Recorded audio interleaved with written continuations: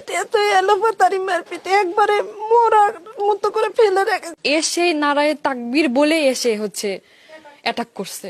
ওই জামাতের লোকেরা হচ্ছে অবৈধভাবে রাতের বেলা হচ্ছে ভোটের জন্য আপনার বাড়ি বাড়ি গিয়ে টাকা দিয়ে ভোট কিনতেছে।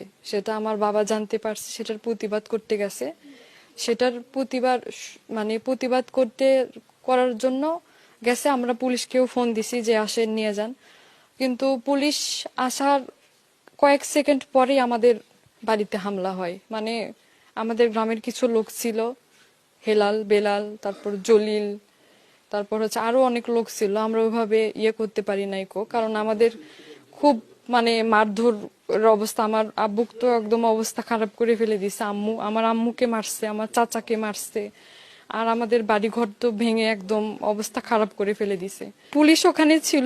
আমরা তো এটা ভাবছিলাম যে পুলিশ আছে, পুলিশ আমাদেরকে ট্যাকল দিবে, আমাদেরকে দেখবে, কিন্তু পুলিশ কিচ্ছু করলো না। পুলিশ ওখান থেকে সাইডে সরে গেল। আমরা কি বলবো, আর কোনো কিছু বলার কোনো ইয়েই নাই। প্রশাসনের জন্য জনগণ করে, কিন্তু প্রশাসনে যদি কোনো কিছু না করে, সাইডে যে যদি সরে যায়, তাহলে আমাদের আসলে কোনো কিছুই বলার আর নাই। পুলিশেরা তো আসে, আসামি কি বলে, ভাই বেলাল ভাই আপনার কিছু হয়েছে,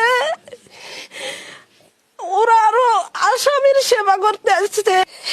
এরকম আক্রমণ কোনোদিন জন্মেও আমি দেখিনি। এত মারপিট, এত এলোপাতারি মারপিট, একবারে মোরার মতো করে ফেলে রেখেছে। আমরা তো মনে করছি মারাই গেছে।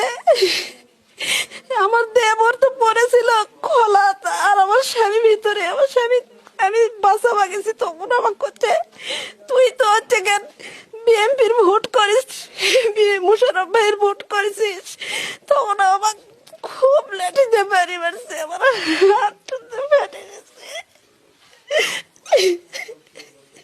জামাত, আওয়ামী লীগ, শিবির, জামাত শিবির তারা একত্রিত হয়ে আমাদের এই অ্যাটাক করছে। আমাদের গ্রামের হেলাল, তাকে ধরার জন্য এই অ্যাটাক।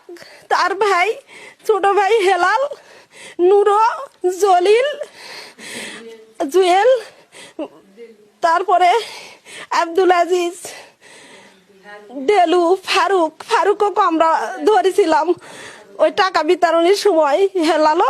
বেলালক আর ফারুকক ওরা তো পালিয়ে গেছে, আর আমাদের এইরকম করে মারধর করছে।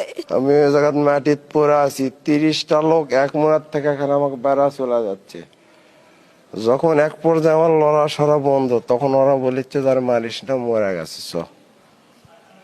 তখন ওরা একবারে কনফার্ম শিওর যে আমার আর কোনো নিঃশ্বাস নেই, আমি মরে গেছি। তখন কেন ওরা গেছে ভাই? প্রশাসনের সম্পূর্ণ নীরব ভূমিকা, এবং প্রশাসন দেখছি যে 71-এর যে যারা রাজাকারের ভূমিকা ছিল তাদেরকে সক্রিয়ভাবে মদতদাতা হিসেবে সহযোগিতা করছে। আর একদিন পর জাতীয় সংসদ নির্বাচন, এইসব অযোগ্য প্রশাসনে যারা আছে, আমাদের পুলিশ যে 8-10 জন ছিল তাদের ভূমিকা কি, তাদেরকে প্রত্যাহার করা হোক। সেই সঙ্গে ওসি সহ পুরা স্টাফ নির্বাচনের সাথে এরা থাকলে আমাদের নির্বাচন অবাধ সুষ্ঠু হবে না। টাকা ছিটিয়ে ধরা পড়েছে, তাদেরকে জড়তা বেঁধে রাখার চেষ্টা করেছে, হাতে নাতে ধরা পড়ে। চোরের মায়ের বড় গলা।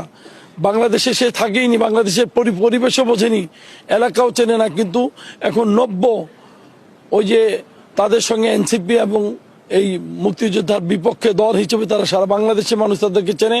তারা বাংলাদেশে ত্রাস সৃষ্টি করে, মব সৃষ্টি করে নির্বাচনকে বঞ্চালের চেষ্টা করছে, মানুষের ভিতরে ভীতি সঞ্চার করছে।